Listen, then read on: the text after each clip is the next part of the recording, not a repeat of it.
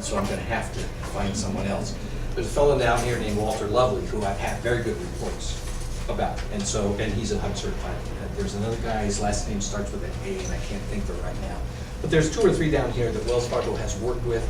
Other lenders have used others, and there's about 6 to choose from, I think, down here, something like that.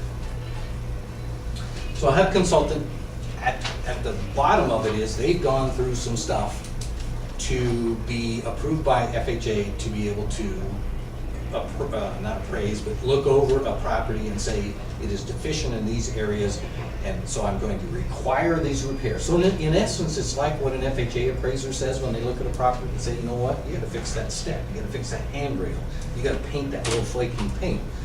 That's what a HUD consultant is looking for. How do I make this compliant? And in a 203K, it's a more involved process. They're gonna end up making a preliminary plan, go over it with the contractor and the homeowner, come up with a final plan, and do a formal written scope of repairs with a whole bunch of other supporting paperwork, anywhere from 15 to 50 pages long, depending on the scope of repair.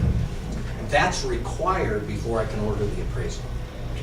So back to your question or your commentary, one of the things that adds time to this type of a loan is that we can't order the appraisal until we have a certain number of things done. And sometimes those things take way too long. Consequently, everything just gets moved over, and our closing date is at risk. So that's where the problems are, and Susanna can attest to all of that. We're struggling mightily on this particular loan. A lot of it is simply because of contractor delay. So basically, that's the role. They're also the construction inspector and sign off on the draws, and then do the final sign off. And to finish kind of the discussion, if the work doesn't get done, we found out what happens there. All the money gets put back against the loan balance. At the end of the project, and all the work's done and everybody's happy and they're popping the champagne and they're inviting their friends over, if there's money left over, that money gets put back against the balance also of the loan. So instead of owing 150, they might owe 147 if there was 3,000 left or something like that. So while it doesn't affect their payment, it will shorten their time frame to pay it off. The other thing that you can do with that extra money, it's not as easy to do and it's not encouraged, but you can say, you know what, I had one more project in mind, but I didn't know if I had enough money. Could I do the gold-plated door on the front that I wanted? Get me a bid. You have to work with the draw specialist. Get me a bid. If I approve it, then you can do it. So that's called a change order, but it's done after all the required work is finished. Does that make sense? So there's 2 things that can happen.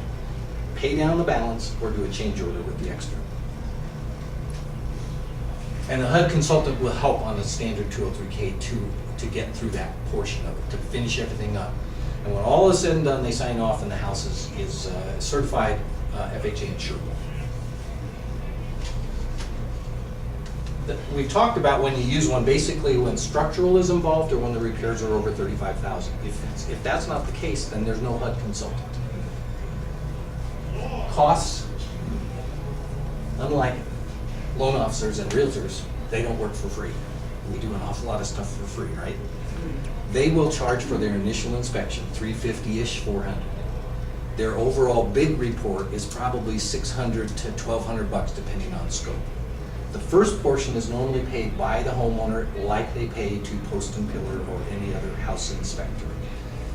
The second we can work into the renovation fund for payment during the renovation period, because some of that is for their plan, some of it is for construction inspections, some of it is for anticipated mileage. If they're coming from a